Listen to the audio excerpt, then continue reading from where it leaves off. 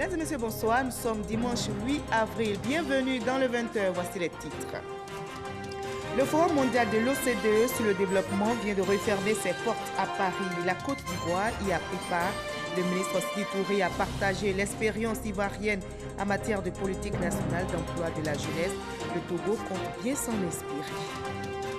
Ici, à Abidjan, on réfléchit à la mise en place de dispositifs de sécurité contre les incendies dans les établissements industriels. Le ministère de l'Intérieur et de la Sécurité vient d'initier une rencontre avec les acteurs du secteur pour établir un protocole de sécurisation en cas de sinistre.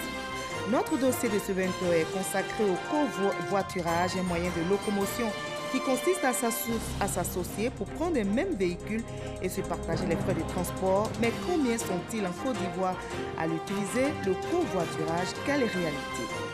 Les Hongrois ont voté ce dimanche à l'occasion des législatives auxquelles le Premier ministre sortant, Viktor Orban, icône des droites populistes européennes, est donné favori pour remporter un troisième mandat d'affilée. Soyez les bienvenus sur RTI 1. On commence tout de suite par la France, où le Forum mondial de l'OCDE sur le développement vient de refermer ses portes.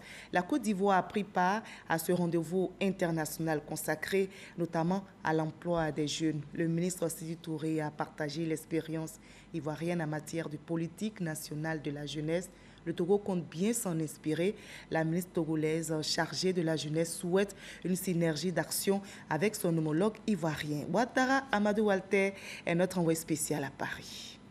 Tenu en France, le Forum mondial de l'Organisation de coopération et de développement économique, OCDE, sur le développement pour 2018 a fermé ses portes. Ce forum a été une opportunité de partage d'expériences pour les participants. 2 jours durant, des échanges B2B pour planifier des projets de collaboration ainsi que des entretiens entre entités ministérielles en vue d'initier des partenariats gagnant-gagnant ont constitué l'essentiel des différentes audiences de la délégation ivoirienne. Délégation conduite par Sidi Temoko Touré. Le ministre de la Promotion de la Jeunesse, de l'Emploi des Jeunes et du Service civique a rencontré successivement son homologue togolais et le directeur du Centre de développement de l'OCDE. Sont attendues des actions concrètes pour aider la jeunesse africaine à être plus entreprenante, autonome surtout et davantage responsable. Monsieur le ministre a très bien relevé l'importance de la jeunesse. En Côte d'Ivoire, c'est 77% qui ont moins de 35 ans. Et il a également relevé le fait que la Côte d'Ivoire est dans le processus d'élaboration d'une politique intégrée avec des approches nouvelles, tenant compte du diagnostic qui est fait. Je pense que ça, c'est déjà quelque chose de très intéressant que nous avons, au Togo, nous devons copier. Donc, on doit avoir des modèles, des mécanismes qui nous permettent de suivre, mais aussi de mesurer les efforts qui sont faits pour l'insertion des réussites des jeunes. La même chose par rapport au développement des chaînes de valeur agricoles. Le Togo est en train de faire une belle expérience dans ce domaine, pour voir comment on peut insérer le maximum de jeunes sur les différentes chaînes de valeur agricoles. Et je pense que c'est des expériences réussies que nous pouvons partager avec la Côte d'Ivoire. Et la Côte d'Ivoire a constitué un terrain dans lequel commencer à tester les analyses et les propositions de politique. Pour nous, la coopération avec le pays, elle date de quelques années. Maintenant, elle est extraordinairement fructueuse.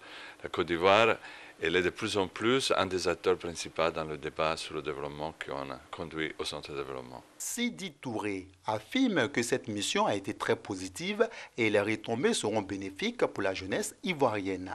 Cette jeunesse constitue une réelle préoccupation pour le président de la République, Alassane Ouattara, qui encourage toutes les initiatives visant à rendre plus efficace la politique nationale de la jeunesse. Ces différents partages à travers un cadre de coopération que nous allons incessamment mettre en place, et pour le bonheur de nos jeunes d'ailleurs. Et donc je sors véritablement satisfait et nous attendons avec impatience les autres étapes qui vont concourir à la mise en place de ces différents dispositifs que nous allons réfléchir au niveau sous-régional.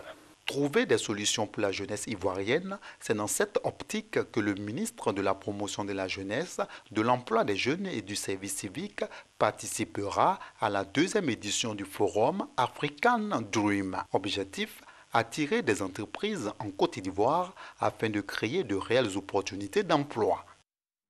Et la Côte d'Ivoire veut également montrer le bon exemple en matière de lutte contre les incendies, notamment dans les établissements industriels. Le ministère de l'Intérieur et de la Sécurité vient d'initier une rencontre avec les acteurs du secteur pour la mise en place de dispositifs de sécurité. Un protocole de sécurisation en cas de sinistre sera établi, comme nous l'explique Michel Digri. C'est une réunion de concertation sur les mesures de sécurité pour la protection des bâtiments et des entrepôts. En 2017, plus d'une vingtaine d'entrepôts ont été sinistrés par des incendies. Le ministère de l'Intérieur est préoccupé par la question. De grosses conséquences humaines d'abord, parce que ce sont les hommes, ce sont des personnes qui travaillent dans ces entrepôts, dans ces usines, donc qui produisent de la richesse pour le pays. Et il est important que leur vie soit préservée, qu'ils soient protégés. Ce sont des conséquences sociales. Si quand une usine prend feu, c'est le chômage en perspective pour tous les travailleurs. Et il y a des usines qui ont pris feu, qui n'ont plus jamais revu le jour. Pour mieux faire face à ces sinistres, le ministère de l'Intérieur invite tous les opérateurs économiques des zones industrielles à s'impliquer davantage dans la mise en place de dispositifs de prévention.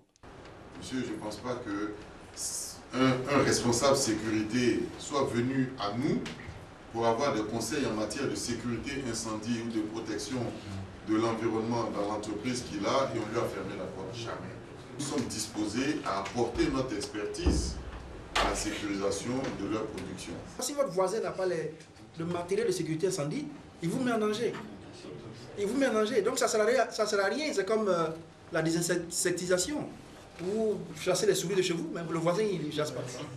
Voilà pourquoi il faut désinsecter tout le bâtiment. Donc toute la zone industrielle doit avoir des dispositifs de sécurité incendie. C'est très important. Après cette rencontre avec les acteurs du secteur industriel, les responsables du ministère de l'Intérieur ont échangé avec ceux de la société civile. Il s'agissait de recueillir leurs avis et préoccupations sur des questions sociales afin de dégager de façon consensuelle des pistes de solutions. Une autre question, qu'en est-il de l'indemnisation des victimes des crises survenues en Côte d'Ivoire? L'action en tout cas se poursuit. La ministre Mariatou Kone a remis hier à Daloa 106 chèques aux victimes de la région du Haut-Sassandra. L'opération lancée en août 2015 vise à soulager, à soutenir les victimes des crises survenues en Côte d'Ivoire. Ngana Konati. La ministre Mariatou Kone à la rencontre des victimes de la région du Haut-Sassandra. La ministre de la Solidarité est venue apporter la compassion et le réconfort du gouvernement aux victimes des crises survenues en Côte d'Ivoire. Au total, 106 victimes et ayant droit des victimes ont été indemnisées en recevant des chèques d'1 million de francs CFA destinés aux familles ayant perdu un parent et 150 000 francs CFA pour une prise en charge médicale et psychologique. Au nom des populations de la région du Haut-Sassandra, le maire Samba Koulibaly a salué l'action du gouvernement. C'est vrai, le temps a passé depuis que ces crises ont éclaté, au point que certains ont pensé que ça n'était fini d'eux, qu'on les avait oubliés, pour dire aux uns aux autres que le président Alassane Ouattara est quelqu'un qui est certes très chargé, mais qui n'oublie jamais ce qui s'est passé dans cette brave Côte d'Ivoire. La ministre de la Solidarité a saisi cette tribune pour inviter l'ensemble des victimes et tous les Ivoiriens à l'apaisement et au renforcement de l'unité nationale. Mariatou Kone n'a pas manqué d'apporter des précisions sur le processus d'indemnisation. Il y a deux types. Il y a les dégâts humains et il y a les dégâts matériels. Nous nous occupons essentiellement, pour l'instant, des dégâts humains, c'est-à-dire les personnes décédées, les ayants droit des personnes décédées, et les personnes blessées. Depuis le 30 octobre 2017, nous avons associé les prises en charge scolaires pour les orphelins, les activités génératrices de revenus pour les veuves et pour certaines victimes qui ne travaillent pas, qui ont besoin d'exercer, de travailler, de faire quelque chose. Ils viennent avec un projet et donc nous leur mettons un financement à disposition pour travailler. La réparation des préjudices relève des actions de réconciliation nationale et de renforcement de la cohésion sociale. Une action qui salue les victimes. Je viens de recevoir un chèque plus une prise en charge médicale qui va me permettre de de me soigner. Pour la ministre Mariatou Koné, ces chèques ne peuvent en aucun cas ramener les personnes décédées, mais ce geste est l'expression de la compassion de la République et une invitation au pardon, à la réconciliation et à l'unité. Une cinquantaine de journalistes réunis à Yamoussoukro s'imprègnent du fonctionnement des marchés publics. C'est une initiative de l'Autorité nationale des régulations des marchés publics. La formation vise donc à relever le rôle et la responsabilité de la presse dans le renforcement de la bonne gouvernance, à leur donner des outils nécessaires pour participer à la transparence, à l'équité dans les marchés publics. Jean-Luc Bangbo. La bonne gouvernance dans les marchés publics, une autre bastille à prendre pour la presse ivoirienne. C'est par cette image que le président de l'Autorité nationale des régulations des marchés publics résume cette formation dispensée aux journalistes à Yamoussoukro. Un défi qui ne peut être relevé que par la mise à leur disposition d'outils adéquats. Il n'est pas rare que soient portés devant la presse certains dossiers. Pour les analyser donc, il faut qu'ils aient un repère, qu'ils sachent les critères qu'il faut prendre pour apprécier les décisions rendues. Quand la presse n'a pas accès à l'information, à la bonne information, elle fait avec. Et quand elle fait avec, il y a des dérapages.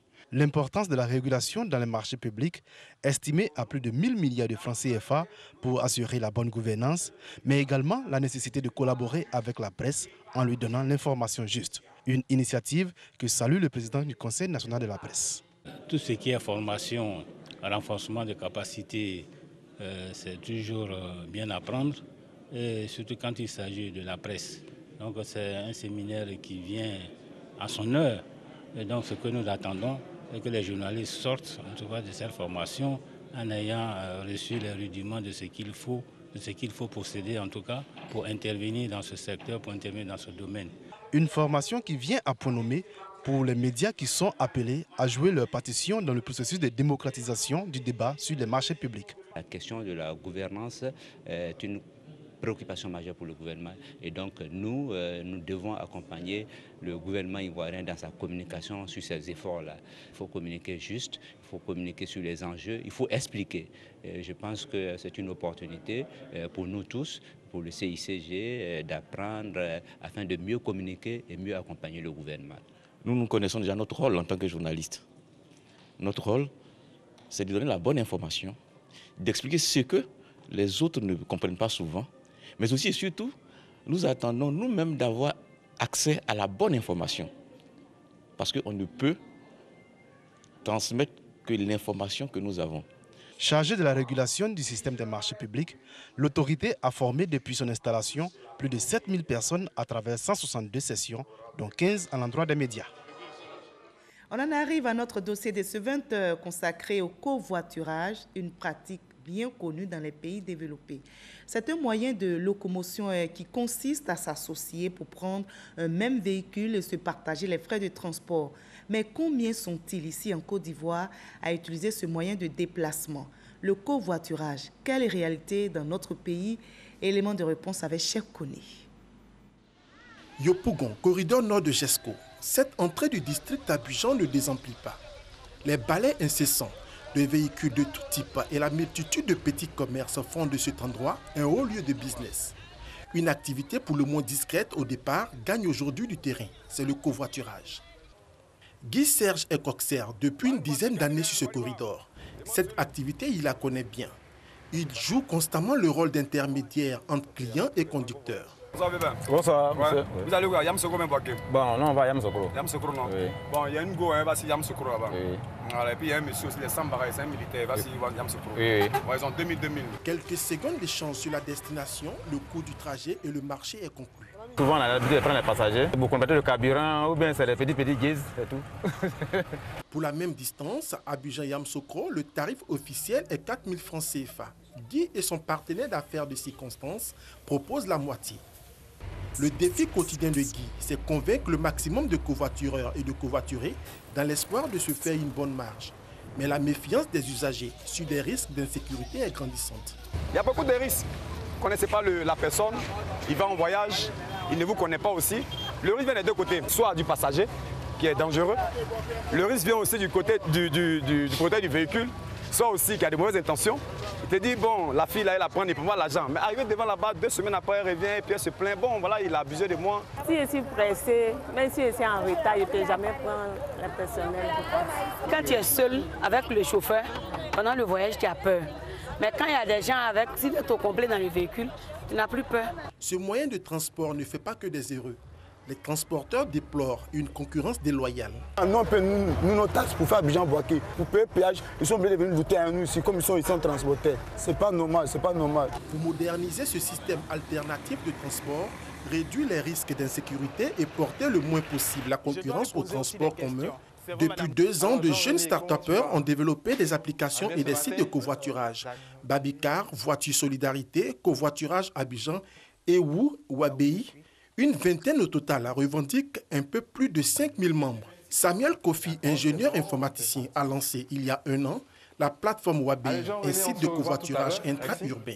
Sur chaque trajet, Samuel se rémunère grâce à un prélèvement de 10 ou 15% en fonction du trajet. Pour chaque tour, en fait, on négocie avec le conducteur selon certaines conditions. Les chiffres ne sont pas encore à la hausse, vu que l'activité, en fait, les gens sont un peu hésitants. C'est maintenant que l'activité est en train de bien démarrer. Pour accroître sa visibilité, Samuel lance dans quelques semaines un plan de communication d'un coût de 5 millions de francs CFA. Le manque de stratégie marketing et communication est la principale difficulté de la plupart de ces sites. Mais comment fonctionne un site de covoiturage? Le conducteur s'inscrit, indique la date, l'heure de son trajet, ainsi que l'itinéraire et la participation par passager. Les passagers membres de la plateforme réservent et payent en ligne le trajet. Patrick Doa habite Mputo, dans la commune de Cocody. Tous les soirs, à sa descente du boulot, il prend soin de vérifier la disponibilité d'une offre de trajet. Allô, bonsoir madame. C'est monsieur Doa.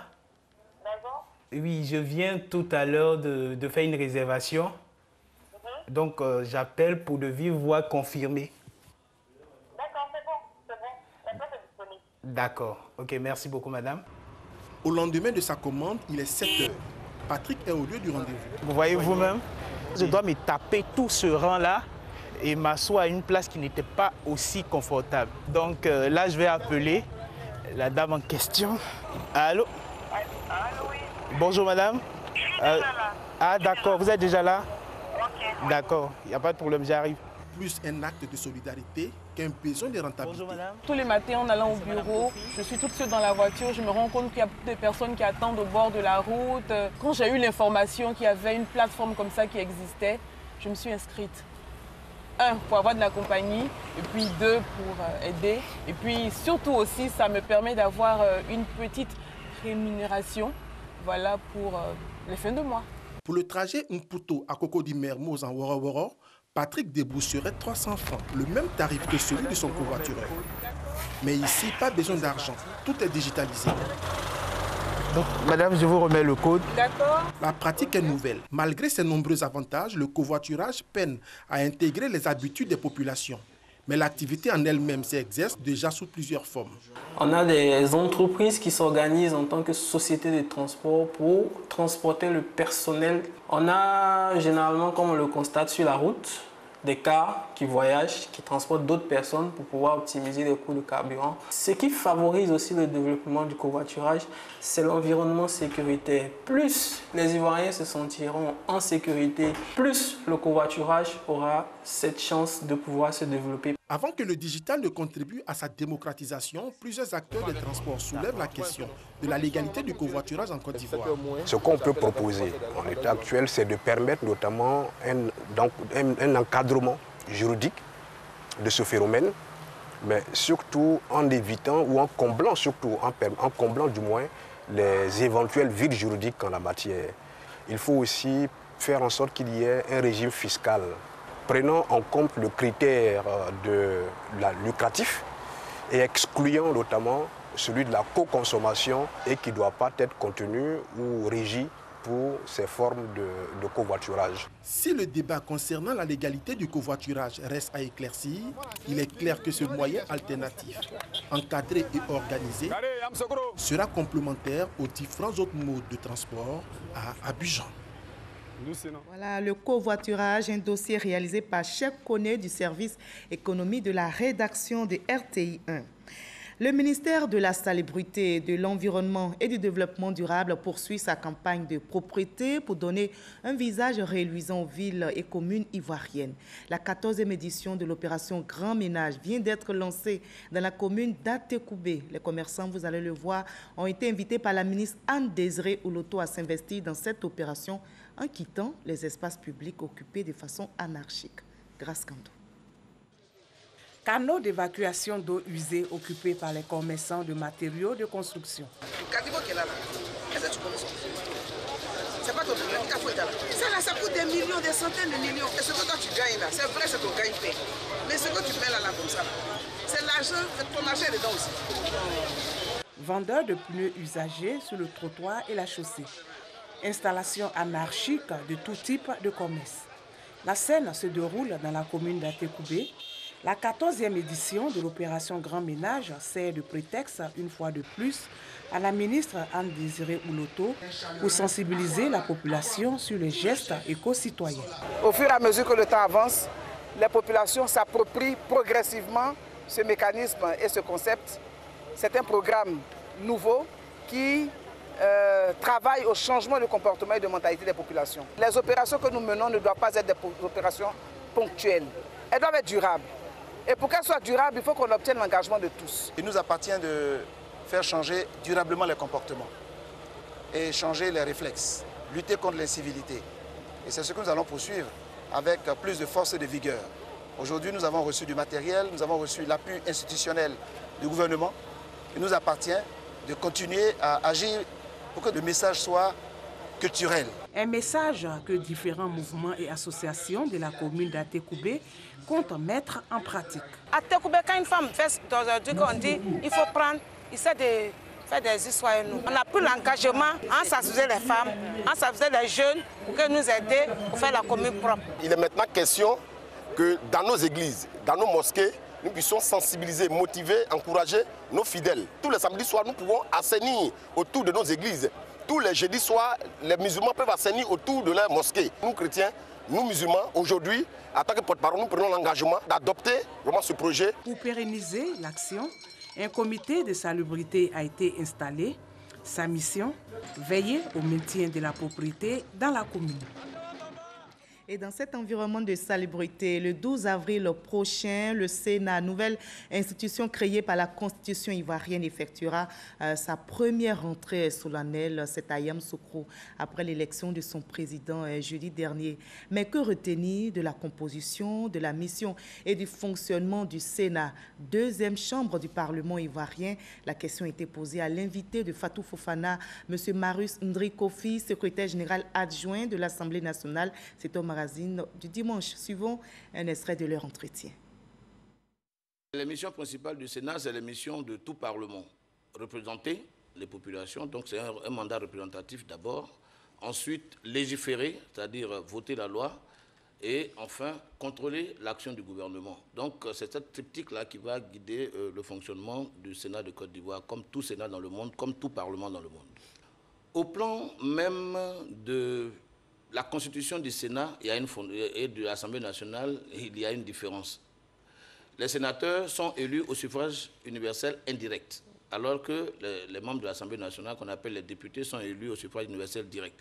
Donc, il y a déjà une différence. Mais au niveau même du critère, c'est que nous, les électeurs des sénateurs, nous avons été élus avant.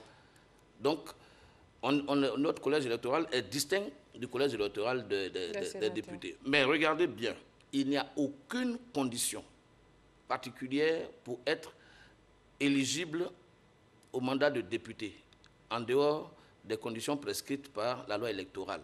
Il n'y a pas de conditions techniques. Mais regardez bien, pour le tiers des sénateurs nommés par le président de la République, ils doivent avoir une compétence avérée en matière administrative, en matière politique, en matière professionnelle, en matière sportive. Donc c'est un regard de technicien. C'est un regard de technicien qu'on vient poser sur la loi, qui est regardée par le peuple à travers ses représentants. Nous partons pour Adiaké qui vient de rendre hommage au président de la République. Les têtes couronnées ont organisé cette cérémonie de reconnaissance au chef de l'État pour ses actions de développement. Le reportage de Mamadou Kwasi. La place Alassane Ouattara de la ville d'Adiaké s'est vue exiguë pour accueillir les populations. Des populations venues de tous les quartiers et villages de la commune pour célébrer les actions de développement du président de la République Alassane Ouattara à travers le député maire Yacouba Hinessie. Une journée d'hommage et de soutien au chef de l'État. L'initiative est de la chefferie traditionnelle du département d'Adiaké. Cette journée d'hommage est le signe de notre reconnaissance à tous vos efforts de paix, de développement et de progrès entrepris et réalisés ici au profit des populations. Ces populations dans toutes leurs composantes ont voulu à travers cette mobilisation traduire leur satisfaction ainsi que leur reconnaissance pour les actions de développement dont bénéficie le département en général et la ville d'Adiaké en particulier. Le député maire d'Adiaké, Yacouba Hinessie, a félicité ses parents pour cette initiative. Par ailleurs, il les a invités à soutenir les efforts de paix pour le développement de la Côte d'Ivoire. Vous pouvez être fiers de votre président et Adiaké partage cette fierté-là. Nous sommes fiers d'être dans ce pays dirigé par Alassane Ouattara. Que Dieu nous donne l'inspiration, la sagesse pour que nous soyons unis. Que nous soyons unis, que nous soyons solidaires, que nous vivons en paix. Tant qu'il y a la paix, la Côte d'Ivoire ira de l'avant. Les jeunes et les femmes, principaux bénéficiaires des actions de développement, ont traduit leur gratitude au président de la République, Alassane Ouattara, ainsi qu'à leur député maire. Au nom des actions de développement, il y a entre autres la construction d'un nouveau commissariat pour lutter efficacement contre l'insécurité, l'équipement matériel médical de l'hôpital général d'Adiaké, le reprofilage de la voirie et le renforcement de l'électrification, ainsi que le financement des projets des jeunes et des femmes.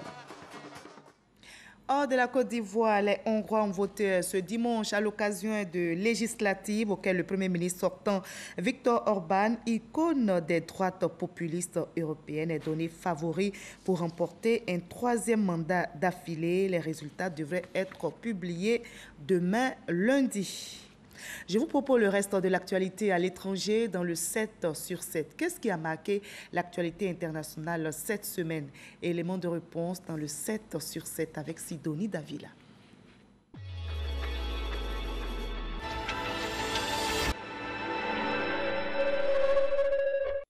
Winnie Mandela, ancienne épouse de Nelson Mandela, est décédée lundi à l'âge de 81 ans des suites d'une longue maladie. Fervente militante de l'anti-apartheid, Winnie Mandela s'est illustrée par la radicalité de son combat. L'annonce du décès d'une grande dame au parcours controversé a suscité une pluie d'hommages en Afrique du Sud. Mardi, 21 civils, dont des femmes et des enfants, ont été tués en Centrafrique. C'était au cours d'une attaque violente des anti-Balaka à Tagbara, dans le centre de la République centrafricaine. Ces derniers, pendant plusieurs heures, ont cherché à prendre d'assaut une base temporaire de la MINUSCA. L'attaque a fait également 11 blessés dans le camp des soldats de la paix. L'Amérique a rendu hommage à Martin Luther King mercredi, l'icône de la lutte pacifique contre les inégalités raciales. Assassiné le 4 avril 1968 à 18h01 où il était venu soutenir les éboueurs en grève, sa mort à l'âge de 39 ans déclenche des émeutes dans plusieurs grandes villes américaines. 50 ans après, c'est à travers une succession d'événements que les États-Unis ont honoré sa mémoire.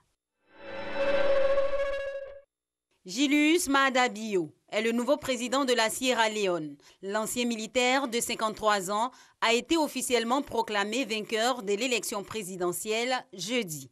Le candidat du principal parti de l'opposition en Sierra Leone retrouve le pouvoir 22 ans après l'avoir brièvement exercé. Il remporte le scrutin avec 51,81% des voix contre 48,19% pour Samura Kamara, le candidat du parti au pouvoir. Un lourd verdict pour clore un retentissant scandale. Vendredi, l'ancienne présidente sud-coréenne Park Geun-hye a été condamnée à 24 ans de prison. Déclarée coupable de corruption, abus de pouvoir, une amende de 13 millions d'euros accompagne la sentence de la première femme élue présidente en Corée du Sud. Un homme a tué au moins 3 personnes et blessé de nombreux autres samedi en fonçant avec un véhicule sur la foule à Münster, dans l'ouest de l'Allemagne. L'assaillant qui conduisait une camionnette s'est suicidé avec une arme à feu peu de temps après les faits. Selon certains médias, l'assaillant était un Allemand de 49 ans et souffrait de troubles psychologiques. Pour l'heure, la police exclut l'hypothèse d'un attentat islamique.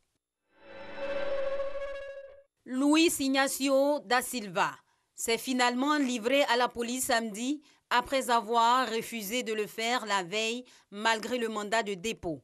L'ex-président brésilien Lula a commencé dans la nuit de samedi à dimanche à purger une lourde peine de prison pour corruption au terme de plusieurs jours mouvementés qui marquent la chute de cette figure de la gauche mondiale.